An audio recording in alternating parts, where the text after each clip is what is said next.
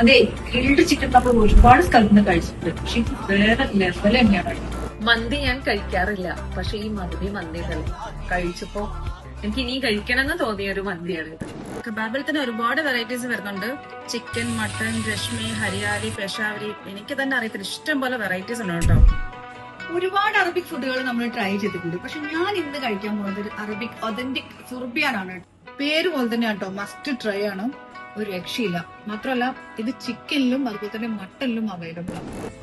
പൊറോട്ട ബീഫിൽ എന്താ പ്രത്യേകത അല്ലേ? അത് അറിയണമെങ്കിൽ ഇവിടെ വരാം. ഒരു നൈസാണ്. ചിക്കൻ നല്ല രസമുണ്ട്.